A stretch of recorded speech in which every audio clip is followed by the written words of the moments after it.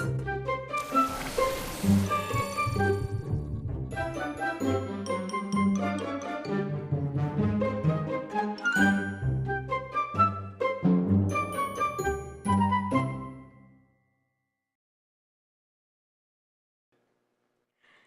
and welcome to Fayette County Public Library Storytime. Our first story today is Max's Magic Seeds.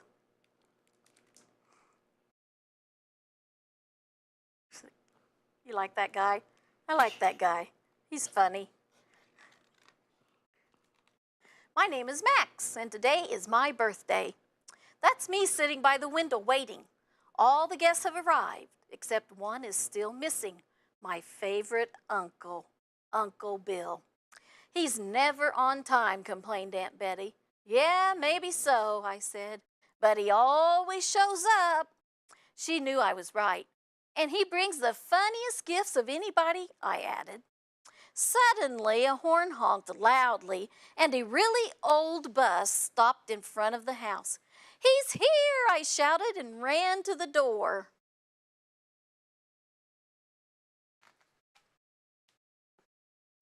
With his bald head and his bow tie, Uncle Bill sort of reminds me of a clown. But actually, he's very well known. He's a botanist. Dad says that means he knows a lot about flowers. Uncle Bill motioned to me. Come quick, he said. I have something for you.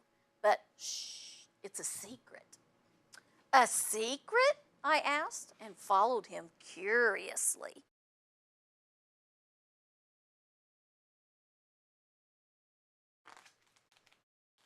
Inside the bus was a large potato sack waiting for me. It's huge, I said in amazement as I untied the knot. But what is it?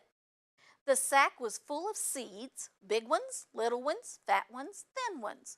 When Uncle Bill saw the confused look on my face, he laughed so hard that his mustache began to dance. Just listen to me, he said, suddenly sounding serious. You have to go to school and... Not again, I said, and I made a face. Getting up early and walking to my boring school is not exactly fun. I know, nodded Uncle Bill. So I thought of something you can do to make it more interesting. Really? I said.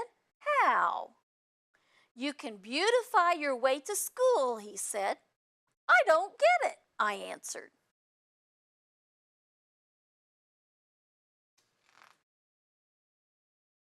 It's simple, Uncle Bill explained. You now have a bag of flower seeds. You can grow sunflowers, daisies, buttercups, marigolds, and a lot more.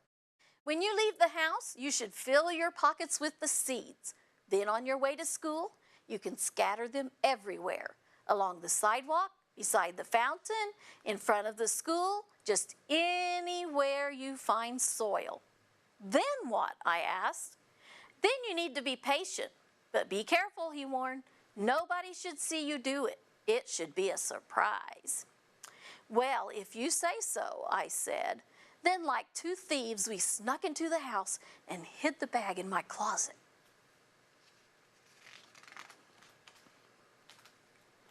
The next morning, I did as I had promised. I grabbed a handful of seeds and left for school.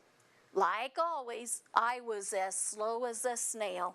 And like always, Mom complained. Hurry up, she said. Okay, I said, I'm coming. Without being noticed, I scattered my seeds along the way. You see all those seeds? Yeah, but they won't grow, I don't think so. Well, he's trying to put it in between the cracks. Yeah, make a driveway that has weeds in it. You put real flowers. Each morning for almost a week, I scattered the seeds just as I had promised. Monday, Tuesday, Wednesday, Thursday, and Friday. At first, nothing happened. Absolutely nothing. I began to have my doubts. But then one day, I saw some little green spots between the cracks in the sidewalks. You see the sprouts?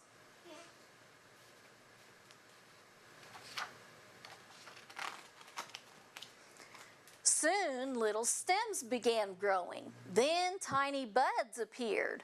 The first leaf arrived, the second, the third, and then one morning, "Oh, how beautiful," said Mom as she saw a poppy next to the sidewalk. "How do you think it got here in the middle of the city?" she asked. I grinned from ear to ear. "There must be a little magician running around." I said, "Hocus pocus, flowers bloom." Then I picked the poppy and took it to school. Mrs. Cummings was so pleased with my poppy that she put it in a vase. Each day thereafter, I brought a different flower to school. We looked up all the new flowers in a big book. Then we painted pictures of them and hung them on the wall. The classroom began to look great. It does look pretty cool with all those paintings up there. Yeah. Our town also became very interesting. It was as though a colorful ribbon led the way through the streets to the school. Flowers had bloomed everywhere because I had scattered the rest of the seeds beside the parking lot, in front of the mayor's office, and along the bank of the river. Mrs. Cummings even organized a field trip to go look at all the flowers. I got to be the guide. It was a lot of fun, but I never told anyone where they all came from.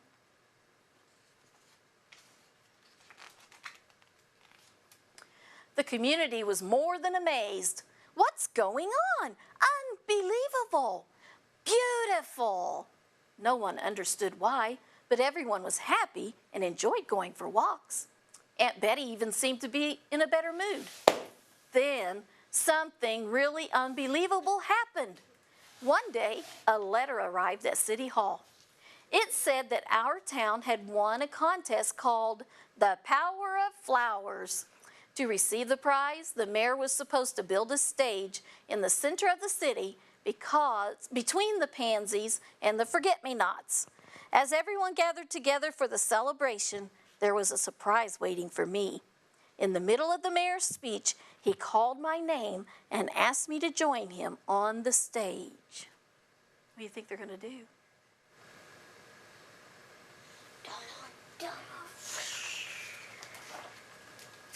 "I would like to say a special thanks to our flower magician," he announced loudly.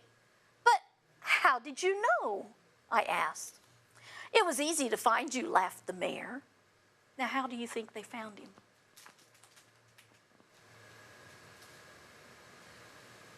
Maybe the uncle knew the mayor. Maybe the uncle knew the mayor? Well, you'll find out in a minute. The mayor laughed. "The flowered path led directly to your house." With a face as red as a poppy, I stuttered into the microphone. It was Uncle Bill's present. "When I grow up, I want to be a flower specialist just like him." Everyone clapped and cheered for me. Uncle Bill smiled proudly at me from the audience. Then he laughed so hard that his mustache began to dance again. That's the end of the story. Well, that was a great story. I liked that one. Okay, so the little seeds turning into flowers sort of turned that whole town into a little magical city, didn't it? So now we have another sort of a magic-themed story called Milo's Hat Trick. All right, so let's find out what happens here to Milo. Okay, there's Milo. He looks sort of sad there, doesn't he? All right, well, he was called Milo the Magnificent. But Milo wasn't magnificent at all. He botched his card trick, he tangled his rope trick, and his hat trick was just pathetic. Look what he pulled out of a hat. A mouse. Ugh. Mr. Popovich, the theater manager, was furious. "Milo," he barked, "I will give you one more chance. Tomorrow night you had better pull a rabbit out of your hat or else." And so the next morning, Milo went out to catch a rabbit. Is that going to work? Whoa. Instead, he caught a bear. "What are you doing out here?" said the bear. I'm looking for a rabbit for my hat trick." "Hat trick?" said the bear. "Maybe I can help." "You?" said Milo. "Just watch this," said the bear. What's the bear going to be able to do? He jumped into Milo's hat. "Wow," said Milo. "How did you do that?" "Easy," said the bear. "You just pretend your bones are made of rubber. It's a secret I learned from the rabbit." "You definitely can help me out," said Milo, "but you'll have to hide in my hat until we're on stage." "No problem," said the bear. "Just whistle and I'll pop out." There he is, tied the hat. On the train back to the city, Milo was in a daze. "It's true," he thought, "I really do have a bear in my hat." But when he got to his dressing room, his hat was empty. Worse yet, it wasn't even his hat. You see, he picked up the blue hat, not the black one. Milo raced back to the train station. There were lots of people with hats, but none of the hats were his. Meanwhile, in a restaurant across town, someone had whistled to the waiter. What was the cue? A whistle. Ta-da! Right on cue, the bear popped out of the hat. But there was no applause. There was no Milo. "Uh-oh," said the bear. He grabbed Milo's hat and ran. "Help!" cried the cab driver. "A wild bear is on the loose." "A bear? Where?" said the policeman. "He was standing right by that mailbox. Then, poof, he disappeared." How did he disappear? Went back in the hat. Went back into the hat.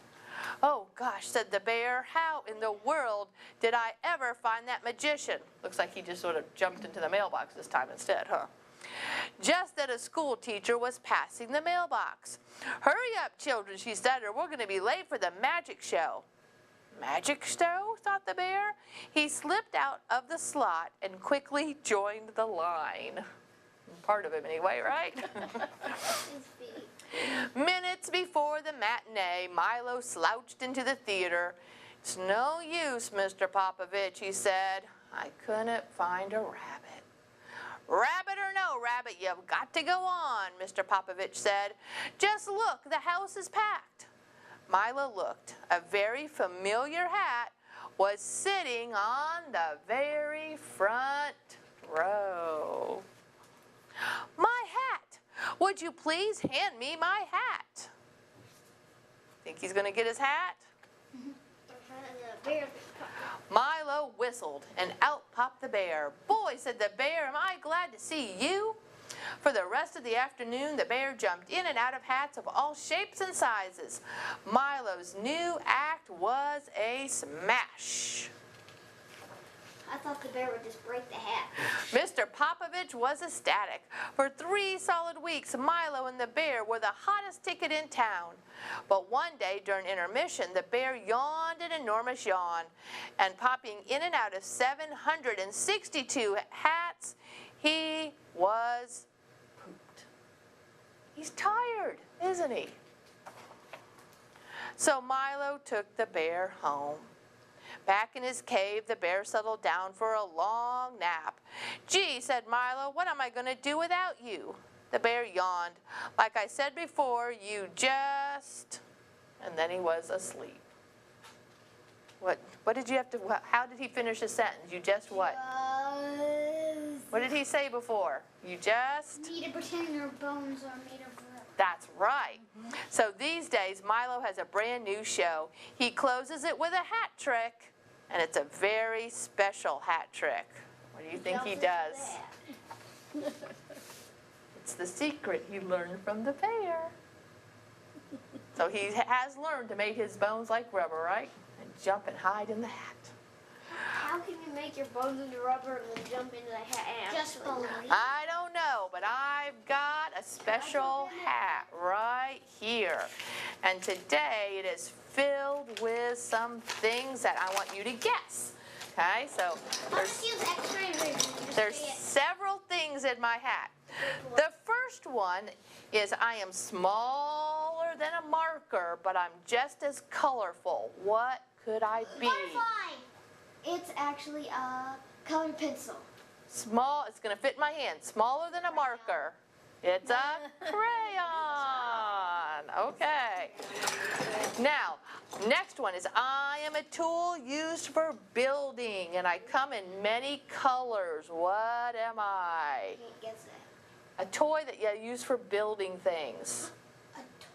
Lego. A Lego. There it is. Just a little Lego. Okay, the next one. I am small and round, but I can bounce very high. What am I? Ball. A bouncy ball. Yep. Okay. I am a smaller version of the things you ride around in town. I can even race on a track. What am I? Choo-choo train. You ride a train around town? What do you ride in a car? So what's in my hand? It's a Hot Wheel. Yes. Do you guys have a car like that? Yeah. No, but that'd be cool, wouldn't it? Okay. The next one is I am a piece of money and I am worth 25 cents. What am I? Quarter. That was an easy one. You got that one. Should have said 25 cents. Oh, well, I had to give you which coin it was, right? All right, the next thing I'm going to pull out of my hat says, I am a farm animal. I like the mud. Pig. And I say, oink. Yep, there's a little piggy. There he is. All right, there's 3 more, I think, in here. I am small and sweet and round, and I often come on a stick. Lollipop. Sucker or lollipop. Very good. Okay. I am food for squirrels, but people like to eat me too. An acorn? Or just a Corn. nut. That's a nut. That's actually a hickory nut. Okay. I am pink, and I am used in school as a tool to make my mistakes go away. What am I? Eraser. There's an eraser. Okay, our very last one is I am a fire-breathing animal. Dragon. I collect gold and other treasures. I am a dragon.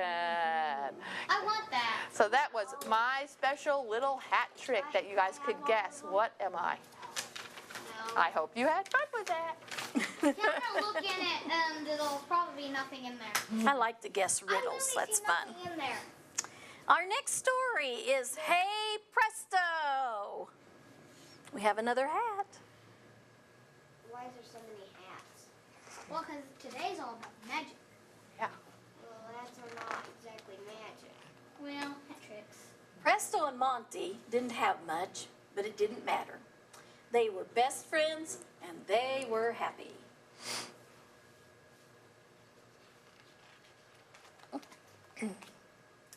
Monty was good at singing, eating ice cream, and making extremely silly faces. While Presto had a most unusual talent. With the help of a battered old hat and a slightly wonky wand, Slightly. he was a brilliant magician. Look, he made a rabbit come out of the hat. Look at that. He's holding 3 plates on 3 arrows. Juggling plates on 3. Yep. Oh. Must be a card trick he knows. And A swan just came out of his hand. this came out of nowhere, I guess, because there's the handkerchief. He must have shook it out of the handkerchief, huh? No, I guess he threw it because it's white, so I guess Yeah. he threw it in there. It's blah, blah, blah. Uh-huh. Abracadabra. Yeah. One day, Monty saw a poster that made him very excited. We'll put on a magic show and become famous, he hooted. It's a carnival. New acts wanted. So they're going to apply for the job, I guess. So they packed up Presto's battered old hat and slightly wonky wand and set off. When they got there, the carnival was quite busy. This is Nancy, the amazing fire-eating lizard. So she eats fire? That's what it says. I know, said Monty, bouncing up and down. We should take turns being the star of the show. I'll go first. So Monty shouted in his loudest voice, roll up, roll up. Presto hid behind him and made sure all the magic tricks worked perfectly. Oh, you must have a secret. Presto waited patiently for his turn to be on stage, but it never seemed to happen. It was Monty's turn, night after night after night. So he did all those tricks. See, because the dog doesn't let him get his turn. He just wants to do it. Uh-huh. He's having too much fun. The magic show was a great success, but something odd had happened to Monty. Hey, Presto, I want a mustache, an extra twirly one, he said. He had become quite bossy. Hey, Presto, I just can't work with this bunny. Get me a new one. He was rude and demanding. Hey, Presto, get me chocolate ice cream with extra sprinkles, now. Presto was not enjoying himself anymore. Would you be enjoying yourself anymore? No. I don't think so. Soon, thanks to Presto, Monty was famous. He was offered a big bag of money to put on the biggest magic show ever.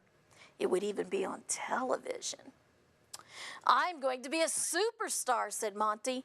And this time, Presto, you'll even get to be on stage. Look what he's going to do. Cut off his body completely. But that's not how they do it. They use a fake one that looks real. Okay. It looks like it, so that's like a monster. Do you think Presto's happy? No, so sad. Presto didn't want to be sawn in half, especially by Monty. He picked up his battered old hat and his slightly wonky wand and left the carnival for good. Looks pretty sad there. The next day it was showtime. Hey, Presto, Monty called. But his friend had disappeared. Said Monty. Well, I'm the star around here. Who needs him anyway? He bought himself a shiny new hat and found a very fancy magic wand and quickly read a big book about magic tricks. How could you do that before showtime? What's wrong with that book? It's upside down. He's reading upside down. So he's gonna get everything upside wrong. He might. He's gonna be like, to open a rabbit, you blah, blah, blah. And then it'll be like, okay, I open Back at home, Presto wondered if Monty didn't need him after all. But Monty's show didn't get off to a good start. Well, this is your card. And the penguin said, nope.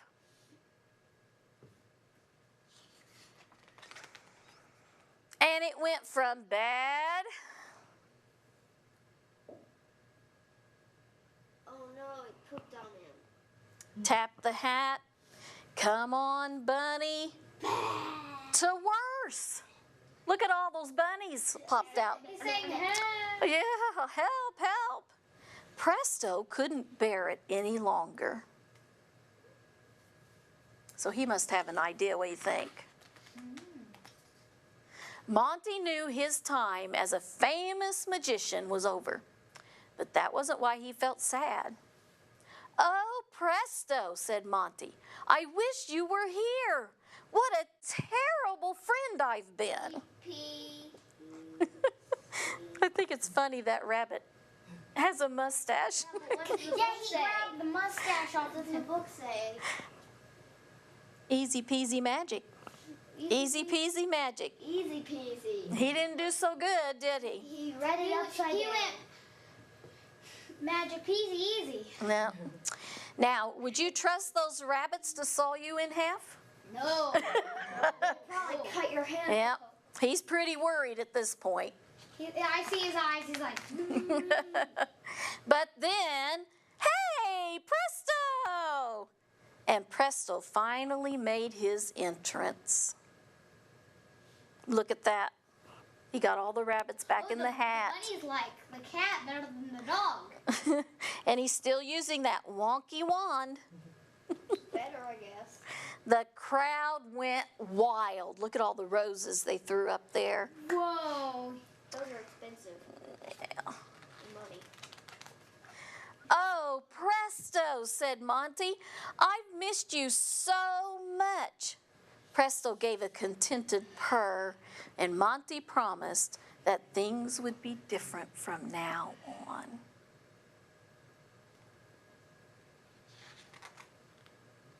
And that's how the friends cooked up a brand new act. Presto, Monty. And they found that together There's they put on the perfect show. so one of them does like music. The other one does all the tricks. Mm-hmm. It works perfectly because music is Sure. more magic-y. Sure does. Okay. So we had stories today all about magic. We had some riddles in the hat. I thought that was pretty cool. I like those stories. Yeah. So we would like to encourage everyone to stop by the library and pick up the activity packet that goes with today's story time. And we would like to wish you a good day and say goodbye.